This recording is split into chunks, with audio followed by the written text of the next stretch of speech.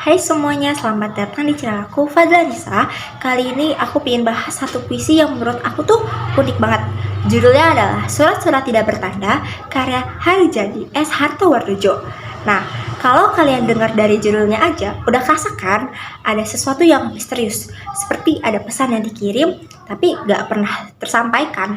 Dan jujur, waktu pertama kali aku baca puisinya, aku langsung ngerasa kayak baca curhatan seseorang untuk nulis buat seseorang, tapi nggak berani ngirimin. Nah, puisi ini tuh sederhana, tapi dalam banget. Dan makin dibaca, makin berasa kayak kita tuh ikut ke perasaan si penulisnya. Mulai dari perasaan antara rindu, sepi, sama perasaan yang tak tersampaikan. Jadi sedikit tentang penulisnya dulu ya.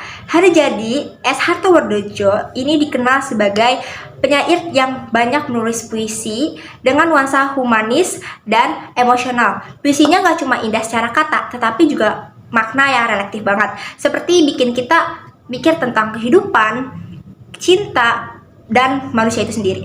Nah, di Surat-Surat Tidak Bertanda, si aku tuh seperti lagi nulis surat, tapi bukan surat biasa. Ini surat-surat yang gak punya alamat, gak punya penerima, dan bahkan mungkin gak pernah dikirim. Kayak simbol dari perasaan yang cuma bisa disimpan sendiri. Kalimat-kalimatnya tuh tenang, tetapi getir. Kita bisa ngerasain bagaimana dia berusaha ngomong sesuatu, tapi pada akhirnya memilih diam. Kayak waktu kita pengen banget ngungkapin isi hati, tetapi kita tuh tahu kalau disampaikan pun mungkin gak bakal didengar atau dimengerti. Nah, puisi ini juga main di suasana ketidakadaan, dan disitulah letak kekuatannya. Karena gak ada tanda, gak ada nama, artinya bisa siapa saja yang jadi pengirim dan siapa saja yang jadi penerima. Disitulah universal banget, semua orang tuh bisa relate. Dan kalau kita baca lebih dalam, surat-surat ini bisa juga diartikan sebagai kenangan, doa, atau bahkan luka batin yang belum sembuh. Setiap barisnya seperti potongan ingatan yang gak selesai, dan mungkin emang gak perlu selesai, karena beberapa hal dalam hidup memang cuma perlu dirasakan, bukan diucapkan. Secara gaya bahasa, Harijadi pakai diksi yang lembut tetapi padat makna. Banyak metafora yang menggambarkan perasaan sunyi dan kehilangan. Misalnya, pemilihan kata seperti surat-surat tanpa nama atau tanda yang hilang. Itu seperti lambang dari hubungan yang terputus atau cinta yang gak sempat tumbuh sempurna. Yang aku suka banget dari puisi ini tuh dia gak ngasih jawaban pasti. Gak ada siapa pengirimnya, siapa penerimanya, atau apa isi suratnya.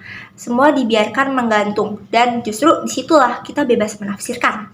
Buat aku pribadi, surat-surat tidak bertanda itu seperti perjalanan batin dari seseorang yang udah mencoba berdamai dengan perasaan, tetapi belum sepenuhnya berhasil. Dan dia memilih menulis, bukan untuk dikirim, tapi untuk menenangkan dirinya sendiri. Dan itulah menyentuh banget. Karena kadang menulis memang satu-satunya cara buat kita sembuh dari sesuatu yang gak bisa dijelaskan. Jadi, kalau kalian lagi ngerasa punya sesuatu yang gak bisa diungkapkan, mungkin kalian juga sedang menulis surat tanpa tanda kalian sendiri. Dan itu gak apa-apa karena gak semua surat harus sampai kan. Puisi ini ngingetin aku dan mungkin juga kalian bahwa dalam diam pun ada bahasa yang bisa dimengerti. Dan dalam kehilangan selalu ada ruang buat kita memahami diri sendiri. Dan itu tadi sedikit review dari aku tentang Surat Tidak Bertanda karya Harijadi S. Hartowardojo. Nah, kalau kalian suka bahasan seperti ini, jangan lupa like, share, dan tulis pendapat kalian di kolom komentar ya. Kira-kira surat tanpa tanda kali itu buat siapa? Sampai jumpa di video berikutnya. See you!